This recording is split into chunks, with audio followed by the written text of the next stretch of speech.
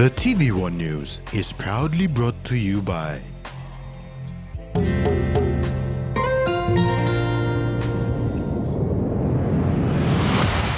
BSP, our bank, our people.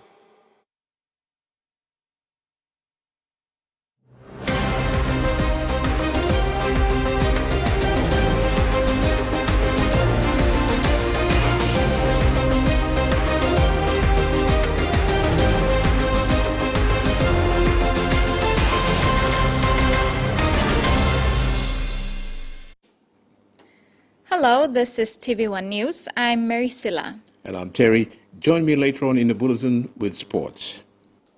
In this edition, GBV SARV abuses capture critical, Project Yumi expands program, and Governor's Cup finals set.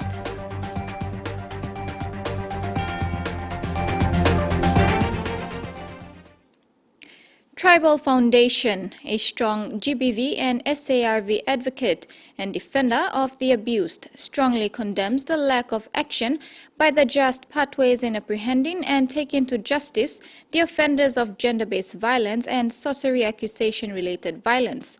Gary Bustin, CEO, Director of Tribal Foundation, said there's serious offenses against women and girls still pending prosecution because police are not doing their job to apprehend those suspects.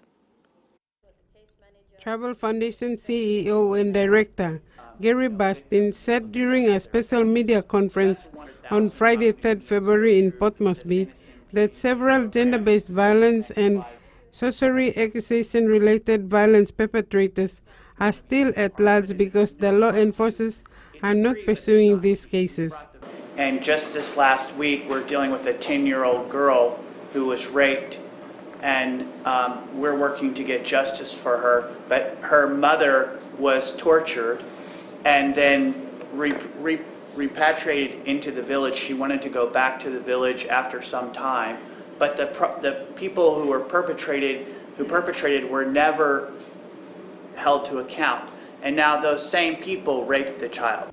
He said this happened because the police, the justice system, and the government never held the perpetrators accountable, so they did not hesitate to rape the child just as they did to the mother because they do not fear anyone. Tribal Foundation is giving the police a certain amount of time to react. We know who the perpetrator is. If that person does not come in, we're going to cause a huge stir about that, because we can't just allow these people to be raped. I mean, these guys took this 10-year-old girl and raped her and videoed it. We know who they are. We've told the police, and they haven't gone and got them yet. Bustin urged the media to come in to assist in publishing this issue and not be bystanders because people's lives are at stake. Mothers, sisters, and daughters who have value in life are now being abused, and it needs the whole community to stand up and stop it. Frida Kana, TV1 News. On Friday, February 3rd, the Samarai Mura District Development Authority entered into an agreement with the Women's Microbank. The agreement will facilitate the growth of rural informal small and medium enterprises, establish a credit scheme, whilst facilitating financial inclusion for the people of the electorate. The Samarai Mura District Development Authority on Friday, February 3rd, signed a memorandum of agreement with the Women's Microbank to facilitate financial inclusion and revolving credit scheme for the rural, informal, and SME women of the Samarai Murua electorate. Women's Microbank Chief Executive Officer Gunanidhi Das says the bank believes that through the district development authorities, their services will reach more people.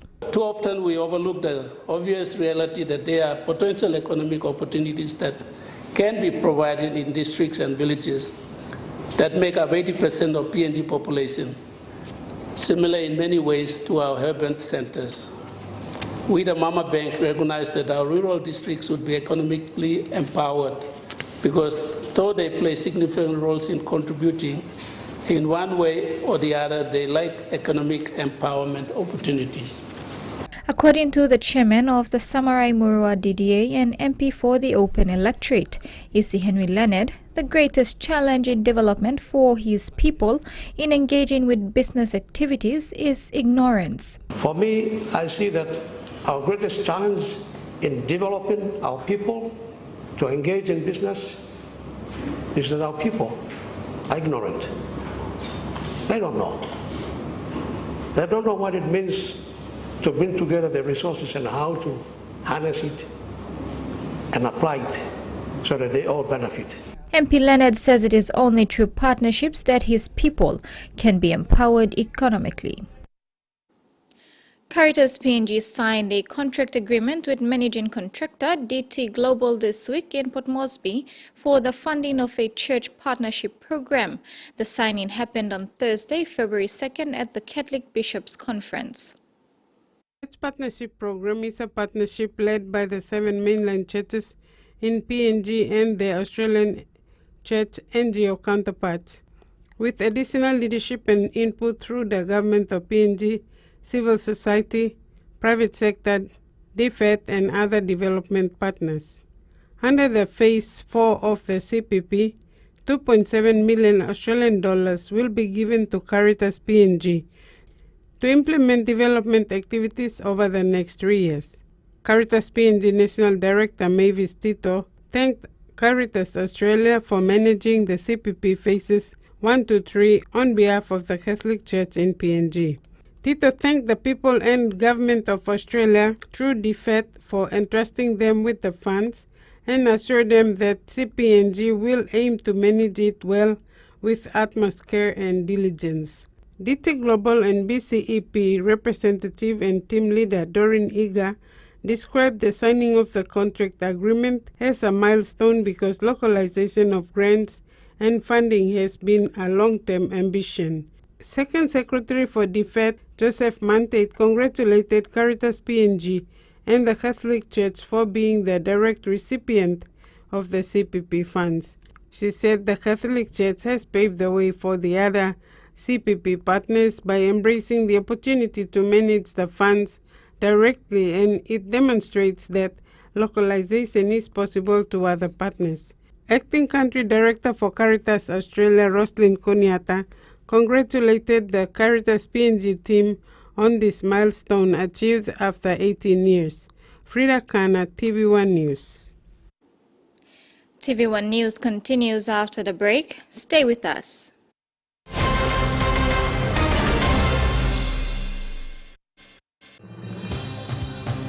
With BSP Internet Banking, you can enjoy your banking at home, at work, or wherever you are. BSP Personal Internet Banking allows you to view your accounts and transactions, transfer money, bill pay, schedule future payments, or access your bank statements. Visit your nearest BSP branch to register now. BSP Internet Banking, the smarter way to bank. BSP, our bank, our people. Open Net.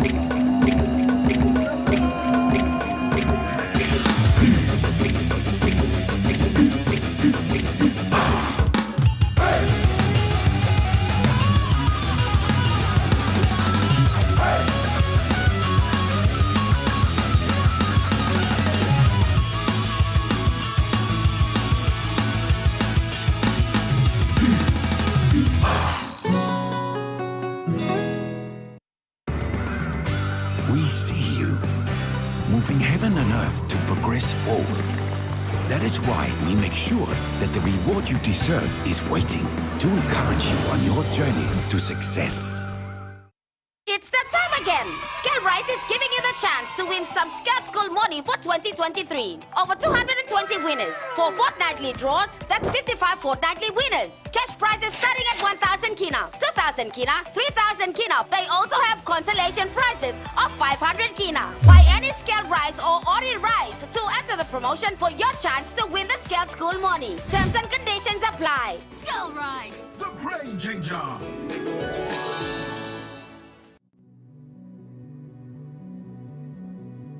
I came from the remote part of Eastern Highlands.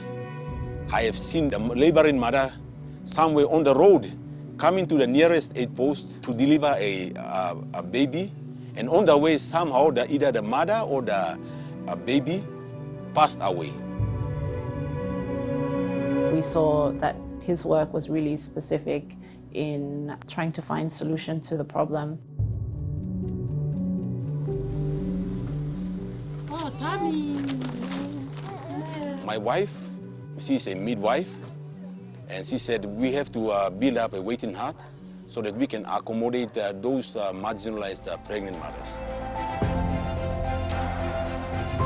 We all have a weakness and strength, and we must all hand in hand and then support so that we have a good community to live in.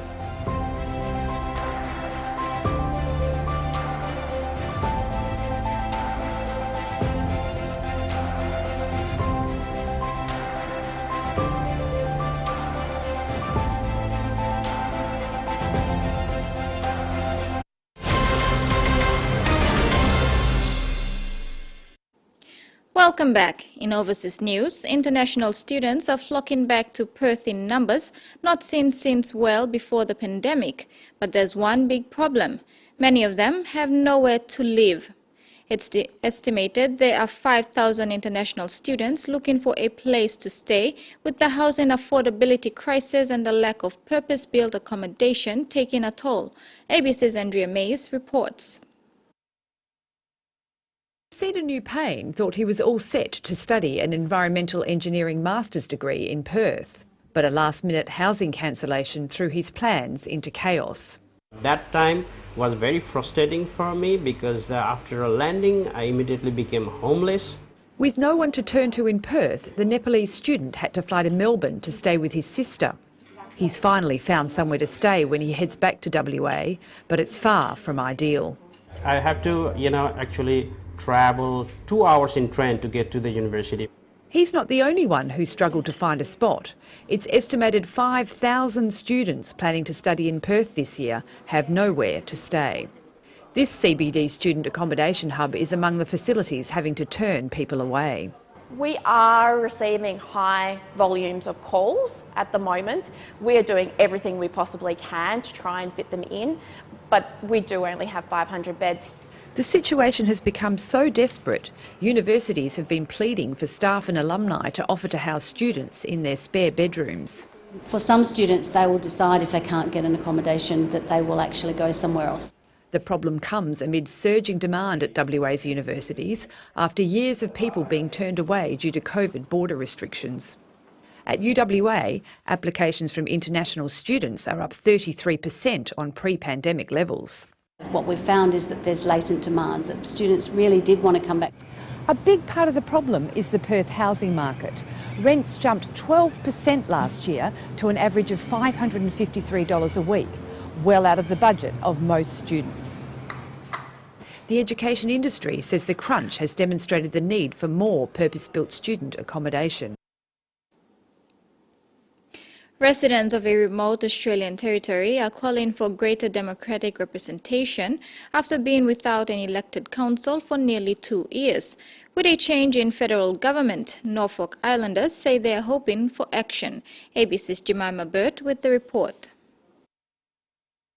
Norfolk Island has a proud maritime history, but at the moment its residents are feeling rudderless. We don't get to have a say or a vote in laws that govern our lives. Until 2015, the island ran its own legislative assembly.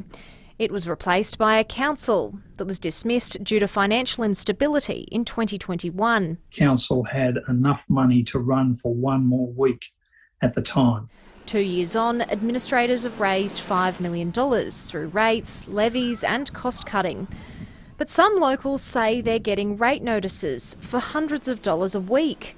They used to pay nothing. A change where people are having to pay for that through a rating and charging or through their hip pocket regime is always going to be unpopular. We can't have a vote on roads, rates, rubbish, or any of those other council responsibilities. Last year, state services were transferred to Queensland from New South Wales.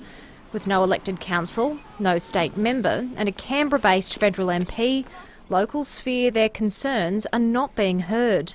When we have a problem with the state services such as health or education, which, to be honest, are really the services that affect our daily lives the most, we don't have anyone to represent us. But with a tiny population, experts say dedicated state representation is unfeasible. The average Queensland seat has at least 30,000 citizen electors, so that's like 1/15. So you're not going to have a seat on your own. The Queensland government says it's committed to carrying out its obligations on the island. Education Minister Grace has visited twice since the start of last year. The chair of the Metro North Health Board has also travelled to the island.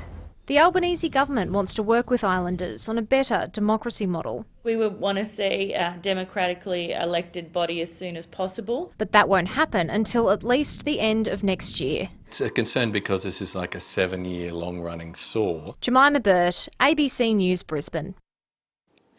Back home, 35 ex-students from 14 Mile today had the opportunity to attend the first Project Walk community-based project at Cobar Primary School. Project Walk gives students real-world skills so that they can better navigate their transition into employment. An Australian and Papua New Guinean registered non-profit, Project Yumi Incorporated, today expanded the reach of its youth empowerment initiative, Project Walk, a program that equips students with employability strategies and skills and employment opportunities. Sponsored by Credit Corporation PNG Limited and supported by the IEA, College of TAFE and the Jan Put Mosby Chamber of Commerce and Industry, Project Walk is Project Yumi's contribution to overcoming the youth unemployment challenge in PNG. Project Walk's program manager, Dawn Robinson, led today's session. Project Walk is really about empowering you, the youth of PNG, with skills, knowledge and hopefully some experience that will help you to set the foundations for your future, for a good, prosperous career and future here in PNG. The core Project Walk program is a 2-day intensive facilitator-led training program for a limited number of grade 12 students from 5 registered Port Moresby-based schools. Today, at Cobar Primary School in the Central Province, 35 past grade 12 students from 14 Mile had the opportunity to attend the first Project Walk program. The participants were provided an overview of hints and tips on resume writing, job search strategies, preparation for interview, and important social skills for making a good impression. Me interested in this resume because me been trying to wrapping paper, me lo plenty have me no been succeed so me got to be play interest lo resume all. Now me lining up me try lining gonna ba me trying lo good. If me lining me catch up, I'm gonna drop it. All department, me like drop it, I'm gonna drop it. Program on this time helping me now. Na miss my panty come down. Look at time I'm master. So na miss away. How do write him CV resume? How do go interview honest? Na me pilos me got confidence. If na me go begin, na me see on that job, me say also me can go in. Now if me go in, na me go interview, I'm making through. Me got confidence. Project Walk is an extension of Project Yumi, a not-for-profit that is committed to empowering youth of PNG in building sustainable skills that will help them create the foundations they need to build a successful future. And that ends the news segment. Coming up in sports, Governors' Cup final set and Wine joins London Broncos. That's later in the bulletin with Terry. Taking us to break now is the weather forecast for the next 24 hours.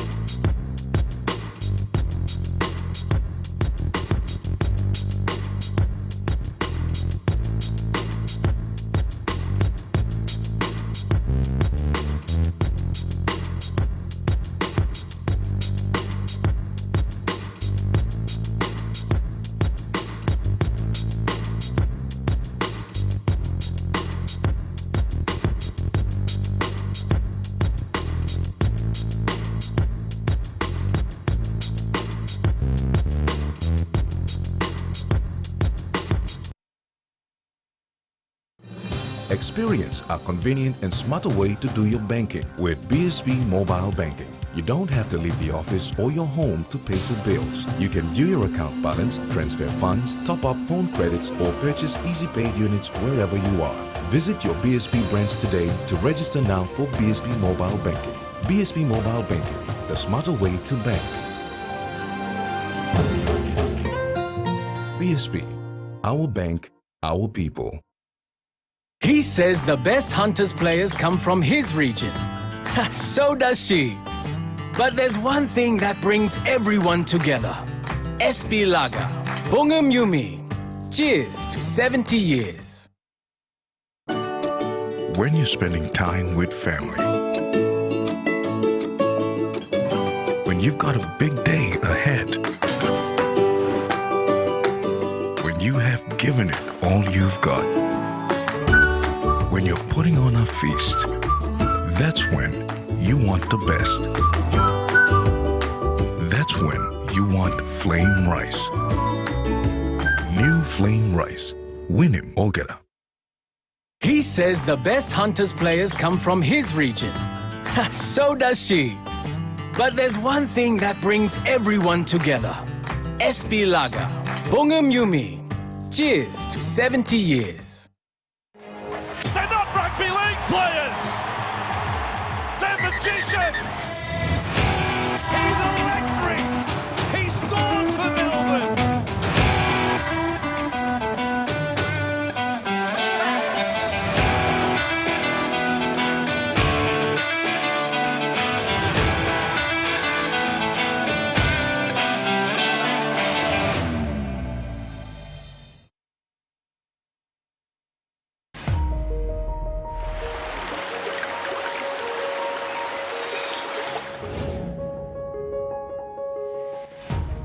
I want you to win somebody's heart. That's Naren. I never asked for your help with anything, Dad. Don't impose your expectations. I'm going to be the one who makes the final decision here.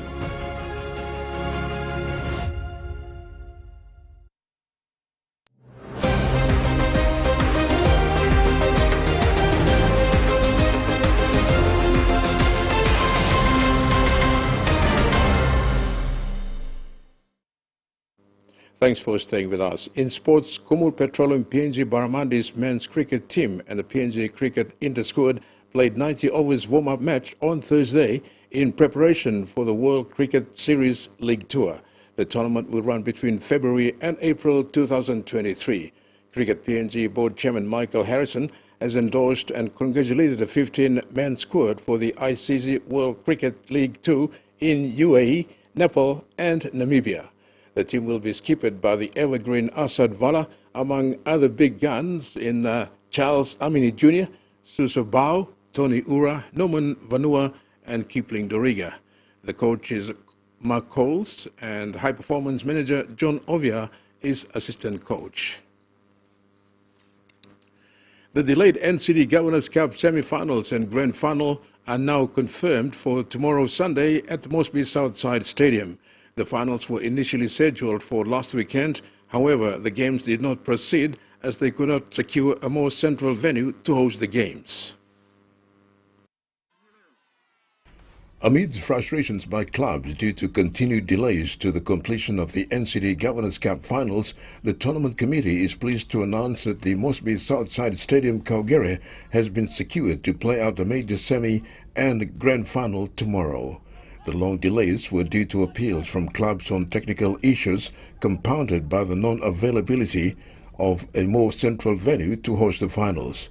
With the games now set for tomorrow, it's going to be a four-way toss-up among the four remaining finalists, which kicks off at 9:30 with the first cup playoff between Surrey Hawks and Hate Six Knights. Hawks going into the contest favourites as they have been playing consistently throughout, including the qualifiers. Knights, with the underdogs tag on them, are ready to turn up with a plan to ruin the party for the 6 Mile boys. The second semi-final will see Raiders Namona of Hohola lock horns with the boys from the countryside Vanua Dust of Bomana at 10:30 a.m. This is going to be another thriller, with Vanu Dust being the first team to secure semi-final spot before the games were suspended, are ready to roll up their sleeves against the City Boys. The two winners will proceed to the Big Cup Grand Final decider later on in the afternoon. During the intervals before the main game, fans will be treated to some women's rugby league featuring Prestige Venoms PCL and White House Compiva Sisters. The Cup Final is scheduled to kick off at 2 p.m. with major cash prizes up for grabs for the Cup winners and runners-up, while losers from the semi-finals will also get consolation prizes. Papua New Guinean second row Emmanuel Wana has joined the London Broncos for the 2023 RFL Championship season. It was a quick turnaround for the Jiwaka man, who's on a train and trial with the Dolphins in Brisbane. This is great news for the PNG Hunters impact player who made his debut for the Kumuls at the 2022 Pacific Test in Campbelltown against Fiji and went on to play another 2 games at the Rugby League World Cup, who made the quarterfinals before falling to England. At 26 years of age, Weiner played his football for the Hunters in the Q Cup competition, where he had become an important cog in the system of the team, who was admitted to the competition a number of years ago, but was forced to play home games in Queensland during the coronavirus pandemic owing to border closures. Weiner's move to England will see him continue to push for a deal in either the Super League or the NRL, with a chance to express his talents as the Broncos push for promotion back to the top flight, a competition they last played in 2019. They were relegated back to the championship after just a single season and only won 8 games out of 27 in the second tier last year, with the club dropping dangerously close to further relegation down the chain. The versatile Weiner can also play at centre or lock, and said in a club statement he was excited about joining the London-based outfit. Weiner said this is a really exciting opportunity for him and he is pleased to be part of the Broncos squad. He further said he enjoyed his first World Cup in the UK during the autumn, which was a great experience, and hopefully he can develop his own game in the coming months. Weiner is also excited to link up again with fellow countrymen Wellington Albert and other new teammates. Weiner has been keeping himself fit by training with the Dolphins and will be ready to go straight into battle when he arrives in the UK. And that wraps up the sports segment for now. It's back to you, Maricela. Thank you, Terry. Before we go, remember to apply the following simple measures to prevent transmission of the coronavirus. Regularly wash your hands with soap and water. Cough or sneeze into your elbow. And exercise social distancing. If you're feeling sick, please stay at home. You can also call the COVID-19 hotline number for more information or assistance.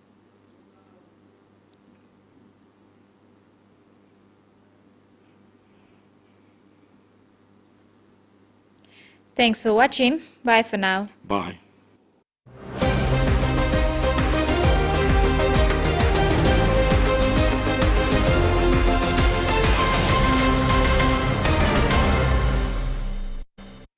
The TVWAN News was proudly brought to you by